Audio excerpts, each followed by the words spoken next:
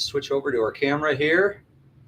And welcome again, everybody, to the historic Kansas City Club building. We're here in the Kansas City Wellness Club, 5-star award-winning wellness center right down here in downtown Kansas City.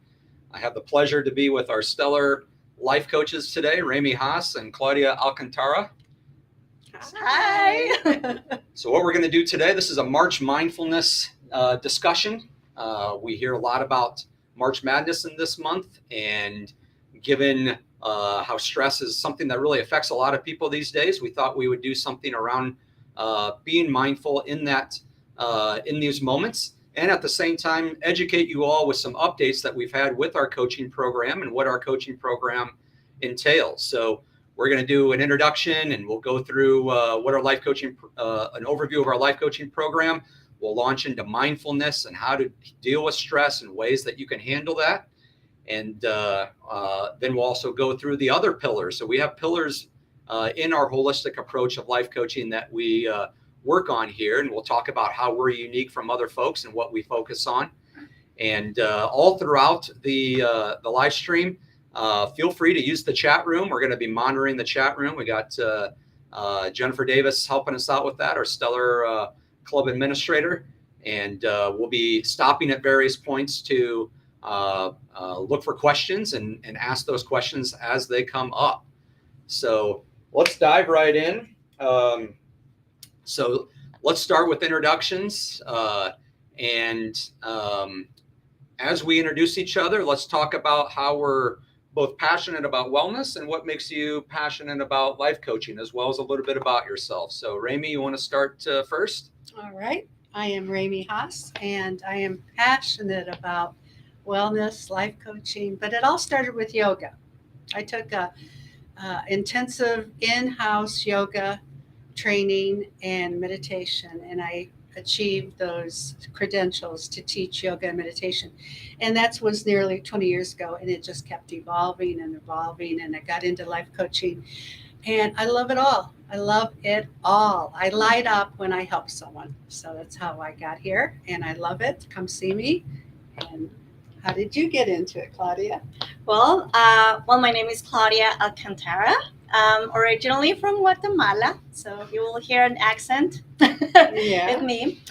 And I became interested in wellness and coaching right when I arrived in Kansas City. Oh. As someone who struggled with English for many years, I started getting a training and working as a medical interpreter. And I started working in different hospitals and clinics, and I learned a ton about the human body, and that motivated me to learn more and more about ways of preventing diseases. And then I started studying and getting my holistic certifications in wellness, and that's how I started coaching and helping people in this area. Terrific. Great backgrounds there.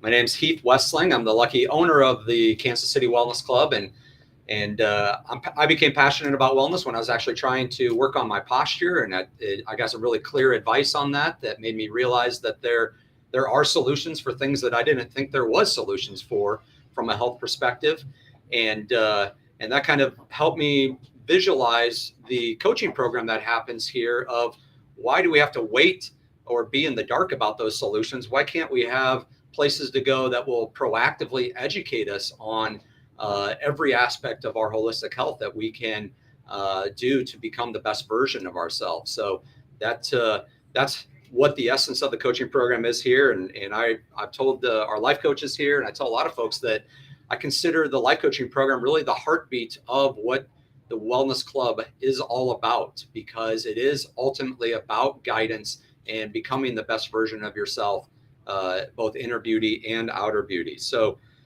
thanks for that background here. I'm going to moderate a little bit. So just in case anyone ever wonders, there's sometimes a lot of confusion about what is a life coach, what is coaching, and I'm interested in some thoughts that Rami and Claudia might have, but I want to start off with a quote from the CEO or former CEO of Google, Eric Schmidt. I thought he phrased it really well, that and he really believes in a coach that the coach doesn't have to play the sports as well as you do. They get to watch you and get you to become your best.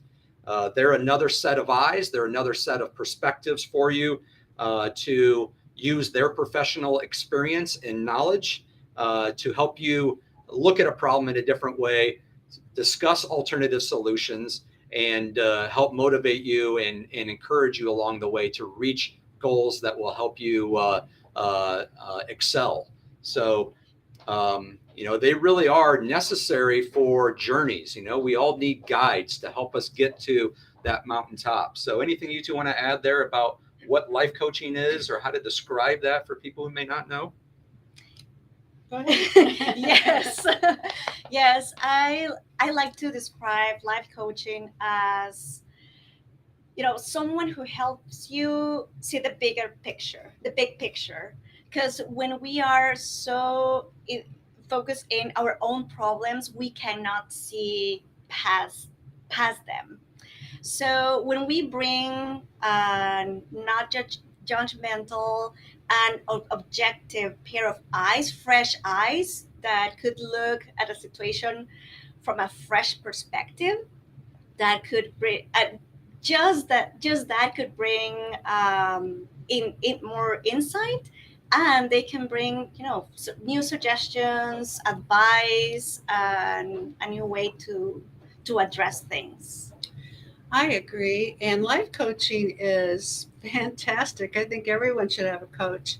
How how how could you not like coaching? Someone listens to you and really hears you and really understands and really recommends and educates you on a different perspective. And that is, to me, ultimate. I really, really love coaching because we don't know all the answers, and we're here to help you and we guide you.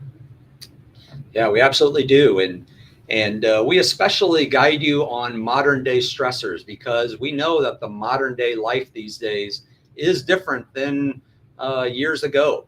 There are different challenges meeting us in today's world than there were in the past, and we especially focus on those. We're very empathetic towards those, and put a lot of focus towards what the more recent stressors are when it comes to people's lives. So what our coaching program does, I say, is kind of a threefold. One is very similar to what you heard right here, right? Is information, perspective, solutions to help you in the areas that you feel you have the most room for and desire for growth. So that's one of them.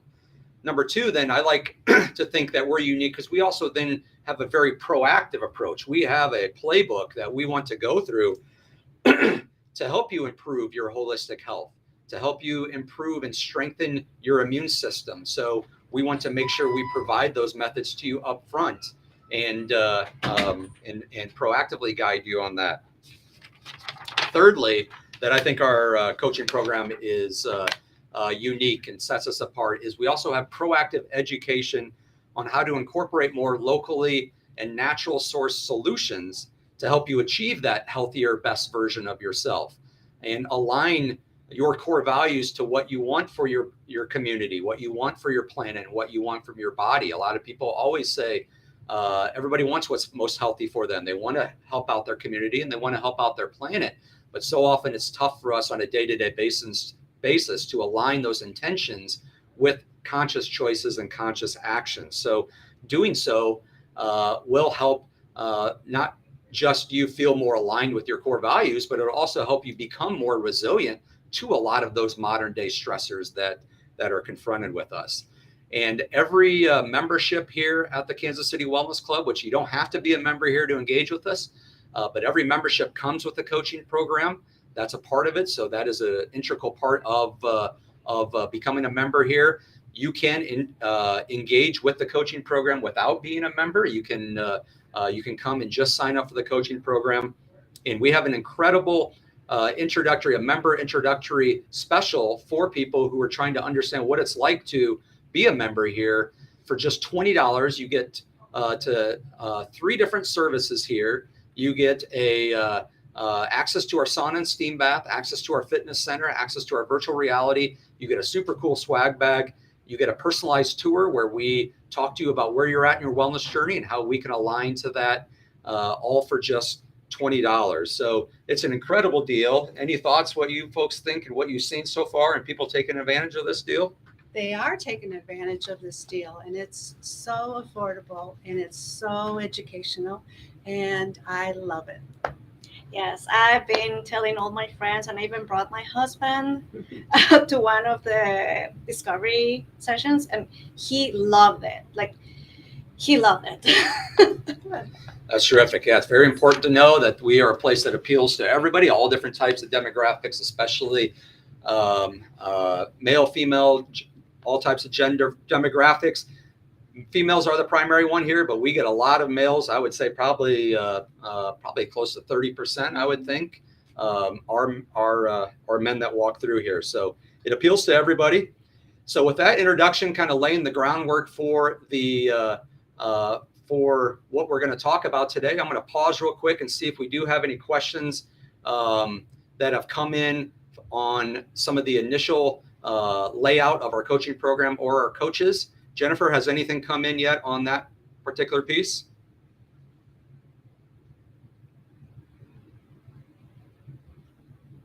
I can't hear you, Jennifer, if it has. So, I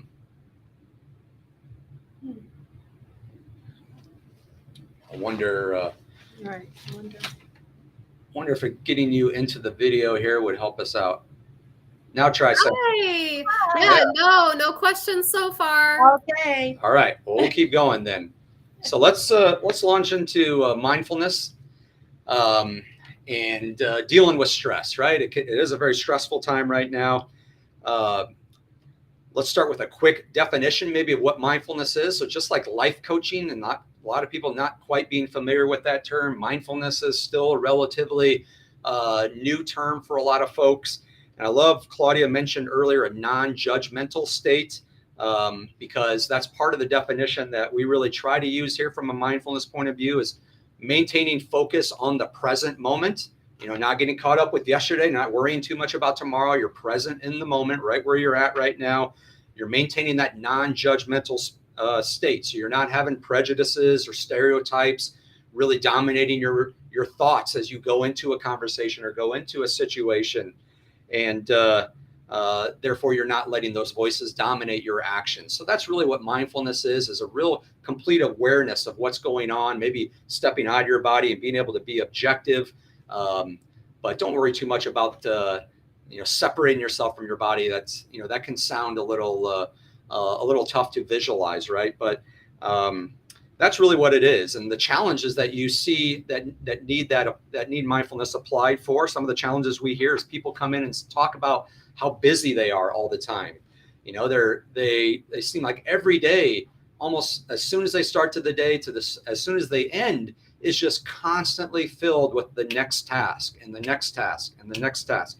They feel so busy. They feel kind of scattered going through it. They don't have a rhythm to their day. They're not really prioritizing their time well, or what means the most to them in their life. And therefore, a lot of times they're feeling unfulfilled at various moments during the day, or maybe at the end of the day with what they were hoping to accomplish for that day. So with that being said, and with those challenges that you hear, folks, what are some of the recommendations and ways that we guide people here on dealing with stress? Well, I recommend, number one, that we stop what we're doing and ground ourselves, because so many of us are scattered. We're all in our head. And so I do take the time to ground people and teach them how to ground themselves, because they don't know. But once you're grounded, you're in your body. You're connected to Mother Earth, you're connected to the cosmos, but you're present right now. And that's what we're talking about, being here right now.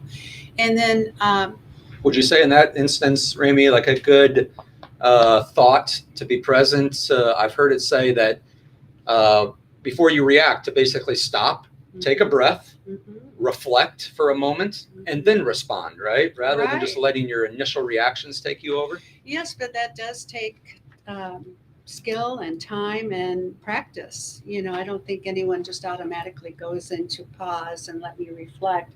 I think you have to learn how to be present in the moment before you can stop, pause, and reflect. So grounding is one way. Thinking of love, that's the most common way that I can have people connect in their heart space. Because when you think of love and let it expand, then you are in that moment. And that's where we can create a new program, a new something. But being in the moment and love is one way to expand your awareness. I wonder, Rami, if grounding might be a new term to some folks. Why don't you maybe describe what you Sure. mean by that? Well, to be here right now, I usually recommend that you close your eyes. All the work that I usually do is closed eyes. But imagine roots growing from your feet and 3 big deep breaths. Breath can change anything. And then imagine those roots going down to the center of Mother Earth. And then anchor your roots because you want that stability and feel it. Even if you can't feel it, imagine it, pretend. But there is energy there, and bring it back up through earth, back through your feet, back through your body, and then out through your head to the cosmos. And then when we do that, then we come back to the heart. And the heart is smarter than the head, if I may say so. And in the heart, we can connect with that love or that appreciation or that value that you love so much that you want. And you're grounded. So, grounding is a good tool to utilize whenever you feel scattered. So, that's what I recommend. Excellent. Claudia, what's some of your thoughts on Yes. ways to deal with those challenges? So grounding is great, and I think it goes hand in hand with meditation. And I think the first step before meditating, like if that's something that is not in your practice right now, just try moments of silence. As Remy was saying, just take your time to, and you were saying as well, just to pause and take some deep breaths, and just doing that act puts your body into the rest response. Go to takes your body from the stress and the fight or flight response to the rest response, so your body can connect, your mind and body can connect, and you can respond instead of just reacting. And also there are other ways to create or practice mindfulness, like engaging in different kind of activities that doesn't require like use of technology, like working on a puzzle, coloring, painting, something that puts your creative side at work as well. Yeah, terrific. That also plays into your brain health as well. So not only are you lowering your stress in that moment, but you're exercising your brain, which is needs to be exercised just as much as your muscles do, right? Yes, and I'm glad that you mentioned that, because mindfulness brings a lot of benefits to anybody's health. It can help you to not just to lower stress, but also to lower and manage your blood pressure, to manage pain, and what else? The other one, Gratitude. Tell us more about gratitude and the Yeah. importance of gratitude when it comes to dealing with stress, Rami. Well, once you're grounded and you're back in your body, not in your head, and you are right here, right now, there's nothing better besides meditation and gratitude, and it's to be grateful for what you have, not what you don't have. Stop thinking about what you don't have. Create what you do have. Make that list mentally or physically. Get a special journal. Write it down every day. And I recommend that you visit that gratitude list 2-3 times a day, but make sure that they're different things, because some people get hung up. I'm so grateful for my family. Well, great, but tomorrow let's find something new, because the more awareness you bring to what all you have is immense, because we forget how much we really do have.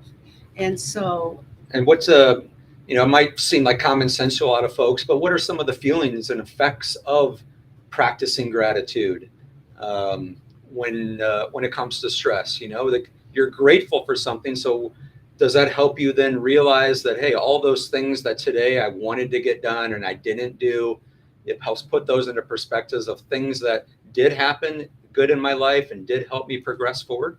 right, absolutely, because we all make lists of what we can do in one day, and life interrupts us, interferes, or something happens, or you really just don't have the time.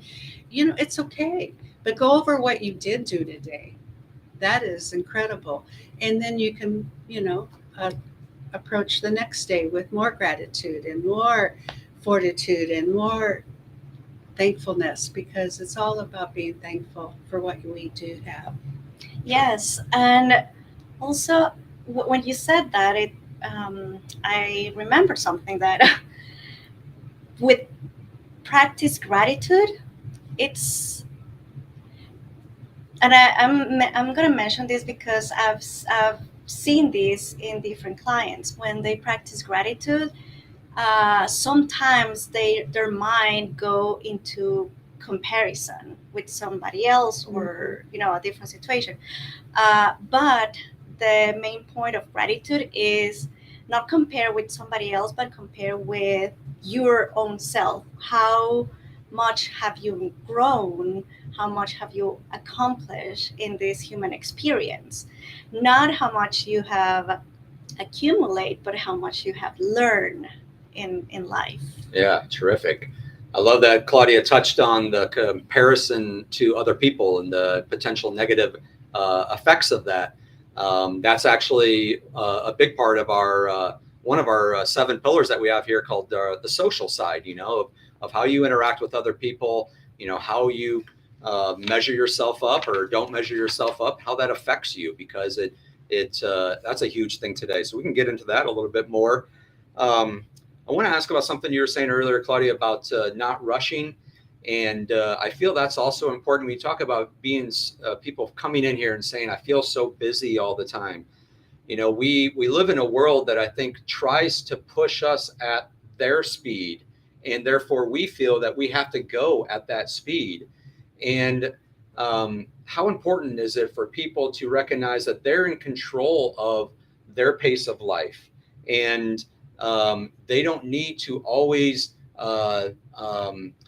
change their energy to go to a different speed that may be being forced upon them. That may not be the best speed for them in that moment, or the most healthy one, and may cause them to have a tougher time to practice mindfulness in that moment.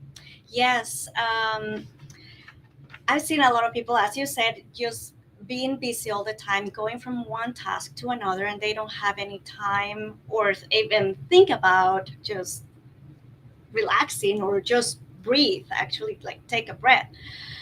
And many of them are probably living in the past or living in the future, but we are not living in the present. And living in the past and living in the future brings a lot of anxiety. So by practicing mindfulness and practicing like grounding, mindfulness, meditation, and even like not random, but intentional activities with your family, that could help you just with that feeling of not having control over your life. So the main thing here is that this is your life, this is your experience, and you are always in control. Love that. And I think that also kind of transitions into what the other thing I wanted to ask about. Ramey was mentioning earlier about, your heart is smarter than your brain. And when you talk about your life and what means the most to you, another thing we hear a lot in here is time management and prioritization of what means the most to you. So somebody want to speak to when you align with your heart, when you're maybe looking for your heart to guide you on that speed that you want to go and help you prioritize how much that does positively impact your stress levels? Well, I will speak to it. Number one, you're the captain of your own ship. All right. And number two, you know yourself, and you should, or you could, sorry, you could pace yourself. And I'm surprised at how many people don't realize that they don't look at their day at a week's glance. And you know what you're going to do. So, you know what you're going to do in a week. And you can align with your principles, your core values, that it's me that needs to rest. I need to take a break. I need a water break. I need a walk. I need these little moments of time so I can be the best version of myself, because we just go, otherwise we're scattered and we just keep going and going and going, and then we're so tired and so busy. So if you would just take a few moments every Sunday night, if you work a Monday through Friday job, and go over the week and see where you can find those little moments of time. And a lot of people stress out about food, which we'll get into, nutrition, but you're looking at that week and you're noticing that you're going to need snacks, you're going to need water, and you're going to need a break. No one can go on and on and on without adequate breaks. I love that. Time management. Yeah, it helps in so many pillars, and that one, nutrition, being able to plan it out. So many of these pillars have overlap with each other. So doing one, trying to focus on mindfulness or stress levels is very likely going to also impact another area of your life in a very positive way. Terrific. Anything we want to add on stress management, mindfulness, how to deal with a lot of the challenges being thrown at us here in the modern day? Or should we head on to cover the other ones and ask if we have any questions? So why don't we give you a moment to think about that as I ask Jennifer. Jennifer, Okay. what has there been any questions come in on mindfulness itself or dealing with stress? Yeah, actually, let me go really quick. Okay, so we talked a lot about meditation and grounding, but someone is asking, how long should someone spend time in meditation daily? Good question. All right. Can I answer that? Yes. Well, if you're a beginner, I recommend a minute. That's what I teach. If you've ever tried meditation past a minute, it's not possible in the beginning. But you do start slow. You really do. And I teach people it's mostly about the discipline. It's mostly getting up, setting a time, setting a place, and actually sitting down and doing it. And you do ground, and you do get in your heart space, and then let the love flow. Okay, great. Now, in a typical coaching session, do both of you offer guided meditation for those that have never done it before? Yes, absolutely. Yes, I do too. Yeah. Yes on both. Yeah. Yes. All right. And so one more question. Can you give our viewers, both of you, just like a really quick tip on how to manage stress day to day? Maybe one thing that if they could do differently, it would help them. The one best magic tip. Breath. Yes. Breath. What do we mean by breath? If you stop, whatever you're into, and if you find yourself crazy or discombobulated or just not with it, stop. Close your eyes.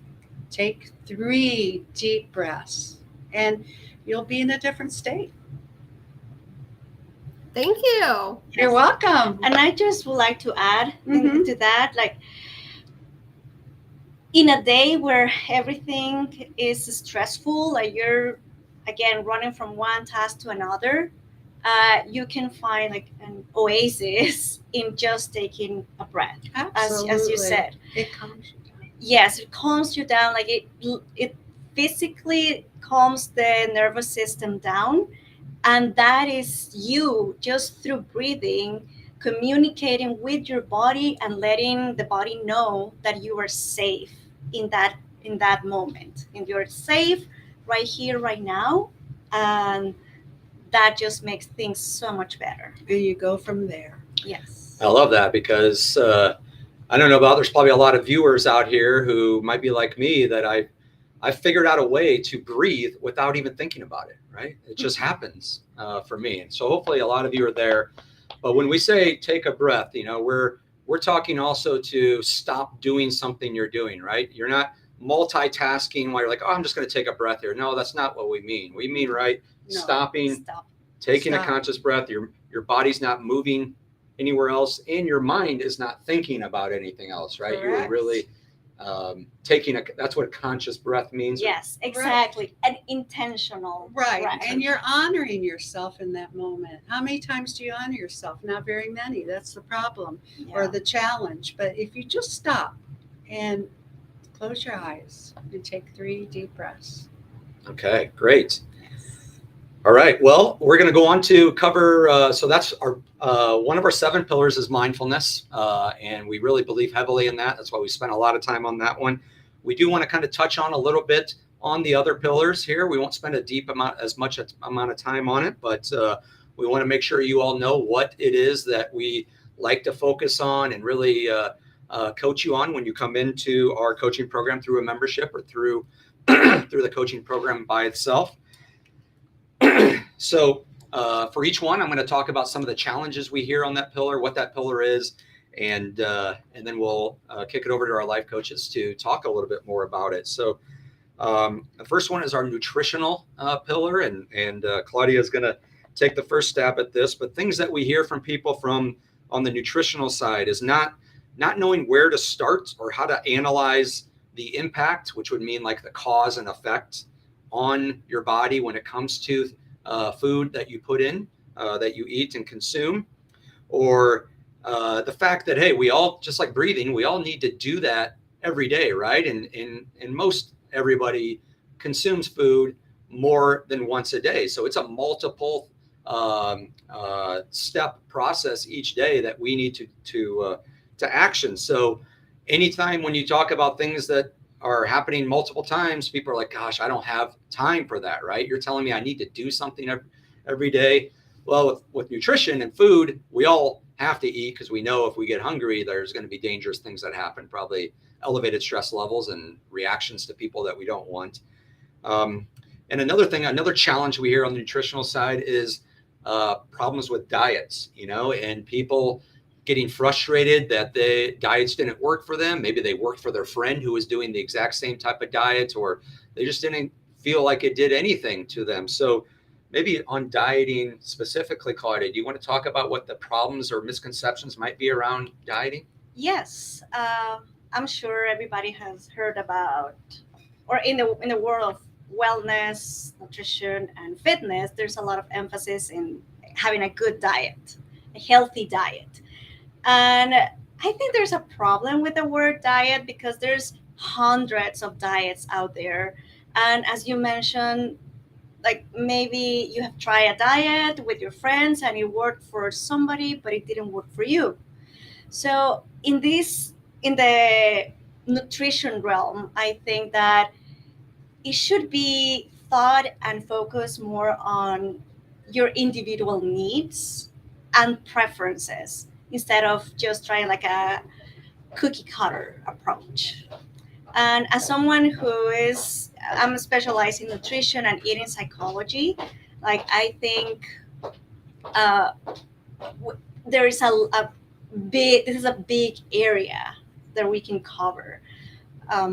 Did that answer the question? Absolutely. Anything else on the nutritional front that you want to add as far as cause and effect on the body, how hard it might be to recognize? Yes. Thank you for mentioning that again, because as I mentioned at the very beginning when I was introducing myself and I saying that I work in hospitals, I unfortunately saw a lot of adults and children with diseases, and most of them were lifestyle related diseases, which means that most of them can be prevented and also they could be reversed. Mhm. So I learned a lot of the cause and effect and the consequences of what we put in our body, how we nourish ourselves.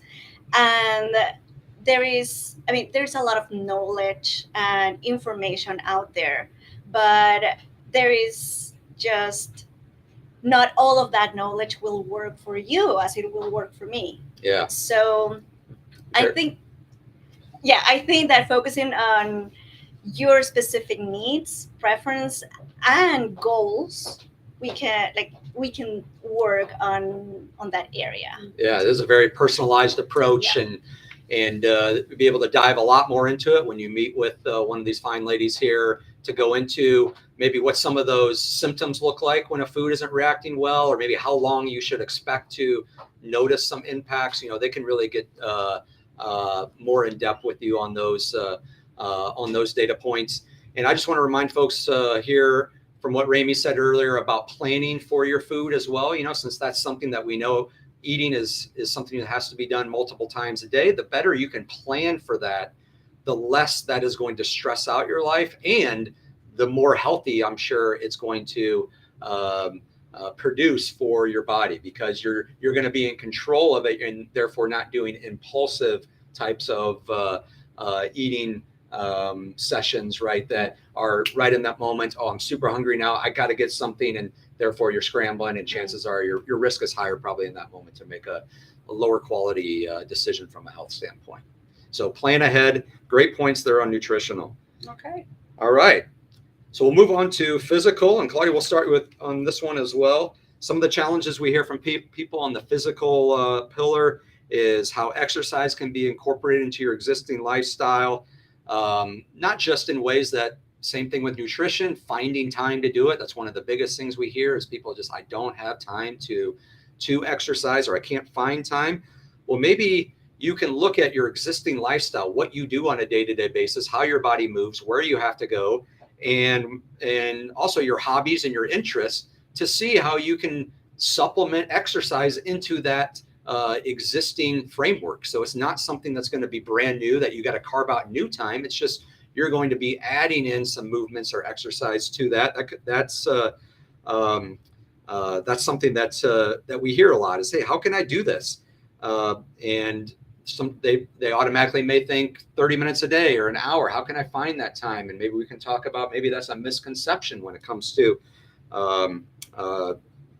having focusing on the physical aspect of your wellness, or the neglect of conscious movement. You know, people come in here and they're like, oh, you know, it's hard to stretch, and I don't feel limber, and I pull some muscles, you know, and that sets me back from a physical standpoint. I was doing good. I was working out 3 times a week, and now I pulled a muscle.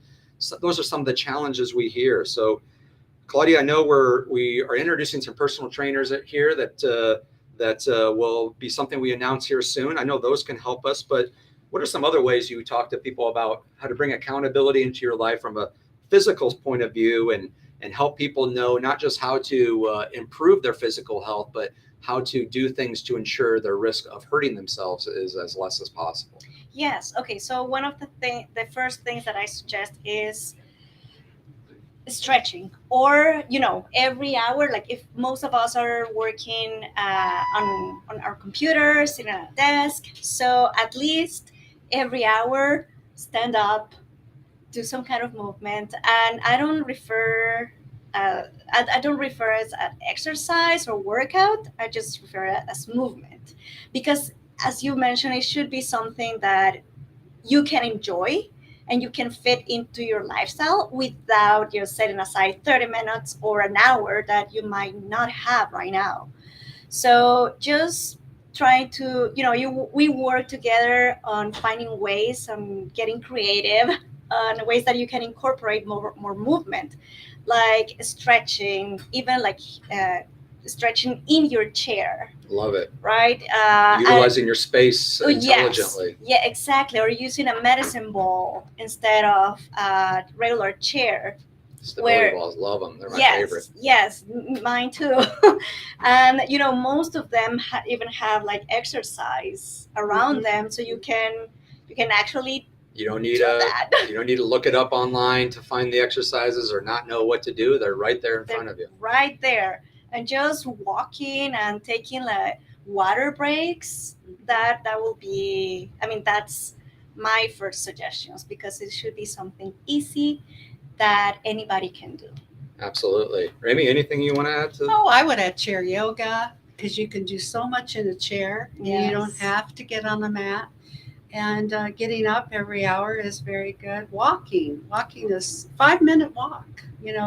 Once again, look at your day, look at your week. Where can you incorporate small moments of exercise movement? And that's what I would recommend. Terrific. Yeah, I tell people the stability ball, that pound for pound, I think it's the best exercise out there after swimming. I think it's tough to beat swimming in a lot of ways, but for a very small purchase, getting a stability ball in your place of residence and utilizing that from time to time, you'll notice a difference right away. For the least amount of effort, you'll get the most amount of gain. So all great suggestions. Thank you very much. There's really no barriers. You can overcome any barriers when it comes to your physical health. All right, let's move on to spirituality. And Ramey, we'll start with you on that. I know we hear a lot from folks when they come in here about things that stress them out and people that stress them out and the way they maybe look at others or look at institutions in their life and see differences that don't align with them. But in reality, we humans share a lot of similarities, way more similarities than they do have differences. We all need food. We all need shelter. We all need clothing. And we all want, we desire acceptance, kindness, a sense of belonging. And our spiritual, that sense of belonging is a big part of our spirituality. And that's a big part of our health. I've heard it said that, that heartbeat that everybody sees where it goes up and stays down, that even at the bottom part where it's down for just a moment, that the electromagnetic vibration still goes out 10 to 20 feet from where you're at. So our energy and our sense of belonging is always permeating from our body and always affects those around us, and vice versa, theirs affects us. So with those challenges, what do you say when it comes to spirituality about some of the, how to overcome some of the challenges of not feeling that sense of belonging in people's lives, or feeling that you're connected to a higher purpose? Well, I would recommend that you stop comparing. You're very, very unique. We all are. We all have gifts. We all have talents. And when you feel disconnected, stop, breathe, and find that connection. Find that connection. Now, you may not be spiritual yet, but you really are. And connecting with the heart. But if you find that that's hard to do, then walk in nature. Connect with the tree, the flowers, the birds, the wind. I mean, there's so much to connect with. And you want that sense of belonging to people in your community. And then find your tribe. Find your tribe. And this is a beautiful tribe. And we encourage connectiveness, and we encourage movement, and we encourage that you come in and seek your higher self. And your higher self is the wisdom part of you. And you want to connect with that, because that will connect with your heart. Because our head sometimes does us this disservice. We can really go down that rabbit hole and think negative and fearful thoughts. And that's your sign to stop. That is your sign. Ramey, when you say connect with your heart, is that kind of synonymous with your intuition? And for people who may not feel that they're very spiritual and they hear advice of, hey, approach situations, connecting with your heart, does that mean like listen to your intuition more? It certainly does. And some people connect with their heart, such as I do, but some people really connect with their gut. And their gut is also known as the second brain. So connect with your inside, your inner world, and stop again, and stop thinking those thoughts, because those thoughts can drive you mad. And that's your sign that you need to stop, pause, and go inside, reflect, and connect with the wisdom of you, which is your heart, which is your gut, and listen. You may not hear it at first because it may be brand new to you, but if you practice this daily, you will definitely hear your voice, your inner voice. So Terrific. Yeah.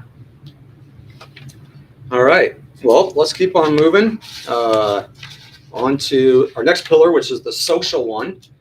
So, gosh, is this one that probably is one of the biggest ones when it comes to a big shift in the modern day, right? We are more connected now than we ever have been, But unfortunately, studies show that people feel isolated now more than they ever have, right? We have all this technology to make us feel like we're connected. And I've heard it could be said, it gives us the illusion of companionship without the demands of friendship. And so it brings a lot of stress into people's lives. And so some of the challenges we hear is, their relationships, people come in and their relationships are not being fulfilling for them. The environment that they're in, people they're hanging around with are not supportive of their hobbies, their interests, their talents. And they may not realize it, but they're kind of tolerating that, or maybe they do realize that they're tolerating that and they don't know how they can exit out of that destructive cycle or toxic cycle that might be going on. So, especially technology as well. Technology is so new in the course of human history and what our bodies know. We talked a lot about connecting with your heart and intuition. Those are things that are much older than our physical bodies. Those things are thousands and ancient feelings that have grown over time. So technology really is about 20 years old, maybe 30 years old. And so in the course of that is so new to us today. We may think we know what's going on with interacting with a screen for, I've heard it said up to 40% of waking hours. People are staring at screens now these days.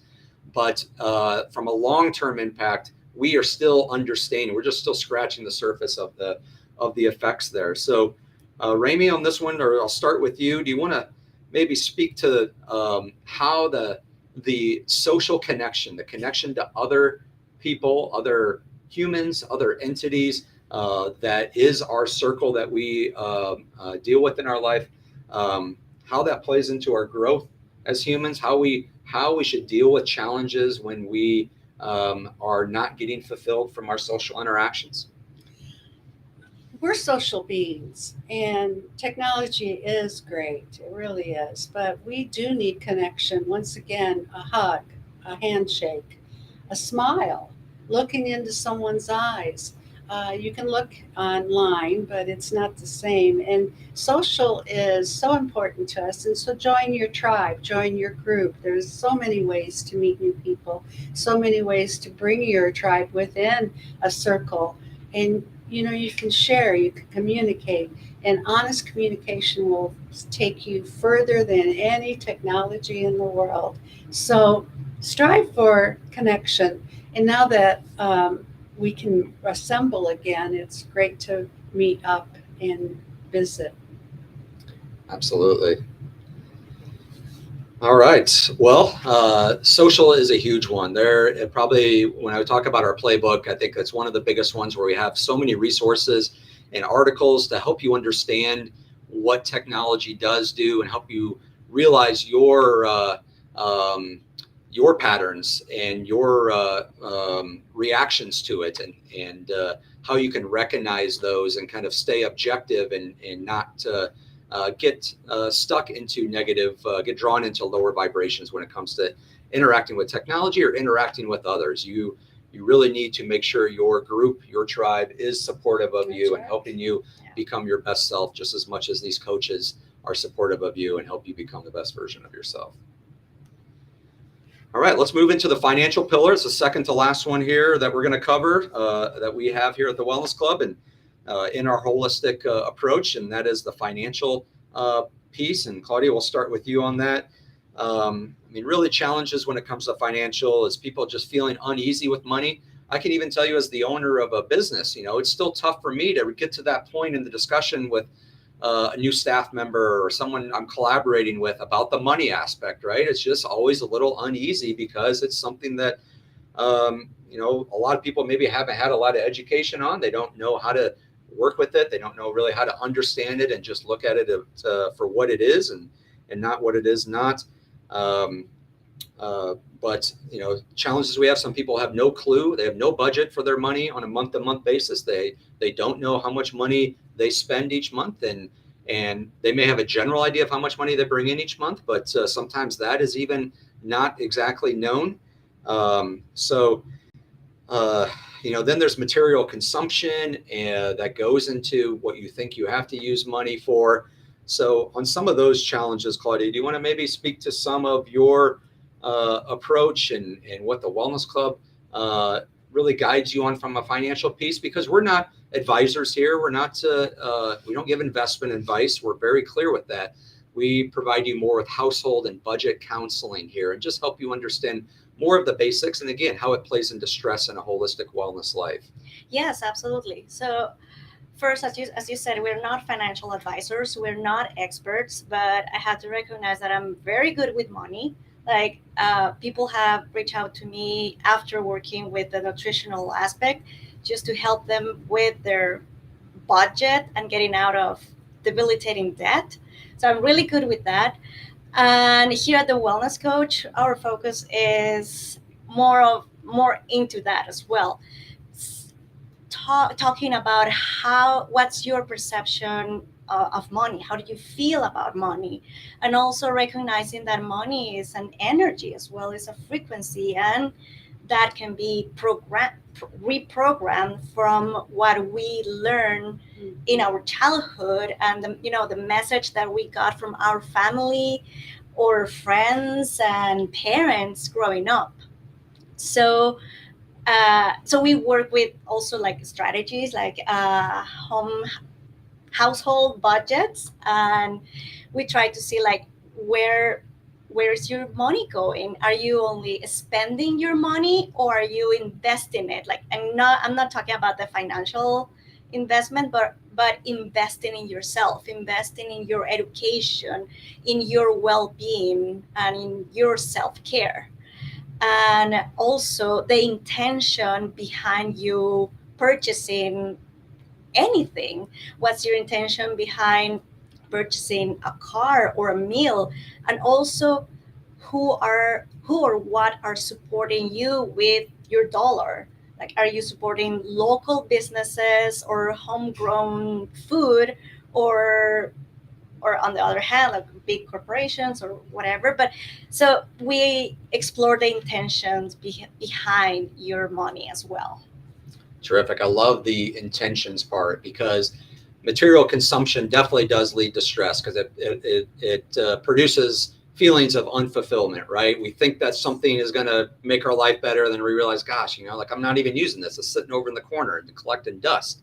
Yeah. So there is a huge focus here that we help you understand on your intentions. What are your motives when you do go out and buy something? Purchases are not necessarily all bad. Buying something that has material value does not mean it's automatically bad.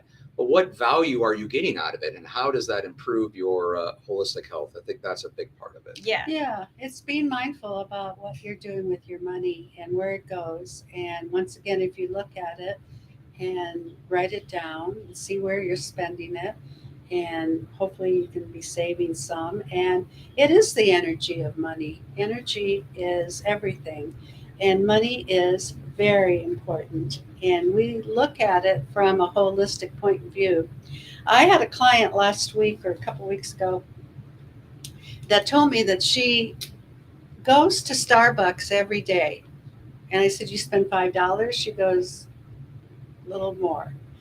So that adds up in a 2-week period. And she says that she is going to try to focus on making coffee at home or making it at work and avoiding the line at Starbucks, because at the end of the pay period, she'll have $60, $70, $80. And that's quite a bit of money. Absolutely. That adds so up those little things. And that's what we do. We find the little things that can motivate you to make that little change, because it does take baby steps. No one goes overnight into this new persona. It's work. Absolutely. Yeah. Terrific. A lot there to go in on the financial piece as well. We can really help you give you a good power packed plan in that area. So the final pillar recover is the environmental pillar. So I look at this as very similar to the social pillar, except for this is more inanimate objects, right? This isn't dealing with any type of humans or institutions that have humans that you interact with. This is your surroundings and your connection with your planet? Do you have a connection? Do you feel like you're attached or detached from your environment? And we hear challenges of people coming in here like they don't really feel safe in a lot of places. They don't feel like their home is providing them a sense of joy and peace and abundance, and therefore they're wondering how they can take steps in the environmental area to give them more of a aligned sense of belonging towards improving the health of their community and of the planet that we live in, that is something that we breathe every day. So Rami, does this, you want to maybe talk about some of those challenges and maybe the space that, how it matters? Well, in my environment, and I want you to look at your environment, what does it look like? What does it feel like? If it doesn't feel good, then let's address it. Is it cluttered? Is it full of toxins? Is it full of stuff that you think you're going to use for the last 10 years and you haven't? It's time to recycle, donate, sell it on eBay, whatever action you can take to get it moving. If you move the space to where it's functional and breathable and clean and clear, you will live a better life. Also, in your environment, who are your friends? Who's your tribe? Do you have support? People that are your cheerleaders, people who support what you think and do and say. And toxins, we all know about toxins, and we can eliminate a lot of them. We have a whole sheet or a link to a couple of sheets of, you can make your own products. You don't have to settle for toxins, and that's what they are. And we have detergent, face products. I mean, the list is endless. It's beautiful, and it's so affordable. I don't think people realize how affordable it is and how it's not that time consuming. Really, it really isn't. So those are the things that I look at when I think of environment. Do you make your bed in the morning? Are your dishes washed? I mean, anything that minute can help you to have a better level of consciousness for the way you feel about yourself. Because when I come home from work, I love, my no sink, no dishes in the sink. I love my bed made. I love my clothes hung. I mean, that matters to me, and I think it could matter to everyone. Yeah, absolutely. Rami talked about, we have guides that show you how you can make your own products. We have a whole guide of how you can take your household and make it free of toxic chemicals. That's what we do here. We make sure we have a hard core principle of not using chemicals. We use natural-based solutions from the earth, and we can give you a guide in our coaching program to do the same in your life and your house. I also want to touch on what Rami said there about how much that can save you money. It's very affordable. And she also talked about the people that you're surrounding with. So those are two different areas there that overlapped into other pillars. So financial, right, and social. And the reason I point that out is because a lot of people think that it can be overwhelming to really invest in a holistic wellness life. And gosh, you hear 7 pillars. It seems like a lot of things, but you don't realize how much one thing impacts other ones. So you really do. Small steps have huge amounts of impact towards that holistic goal. So we'll go ahead and pause there. We covered those pillars. Let's bring in Jennifer again and see if we have a question or two before we close it up here. Yeah, for sure. So we got some really good questions. So let me go to my notes here. Can you guys hear me okay? Yeah, yes. We can hear you great. All right, great. So I love the pillar idea. How do the life coaches know which pillar I need to focus on first? Well, I go over all of them. I think we both do. Yes. And through introspection and survey, they fill out a survey when they make that appointment. We go over the survey and we find which one to target on. We've developed a very brief survey for you that touches on all 7 of those areas using strategic questions. So we can gain a lot from that. And as Rami said, those initial visits also give us a lot of insight as well. Good question. Good question. Right. So I'll just add that we send that survey out before the first coach meeting so that we have all of the information we need to give you guys the best session possible. Great point, Jen. All right. So How often do you recommend someone meets with their life coach? Well, our Explorer level offers once a month. Our Pioneer level offers once a month with 15-minute increments every week. And that's how you want to be contacted, by phone, by Zoom, by what else is there? Text, yeah. Yes. But there's a contact every week. So at least once a It's a month. There you go. Yeah. Yes, once a month, so we can, hold you accountable and actually talk about how the progress that you're Right. making. And we usually give you homework. Yes. Something to work on. And, Yes. and we're excited to hear what happens in that month when you come back. Yeah, and I'll just add that those little 15-minute increments are for accountability. Mm-hmm. And everyone, if you don't know, a life coach is there to help you with that piece as well. True. All right, so why don't you tell us a little bit about what a first visit looks like?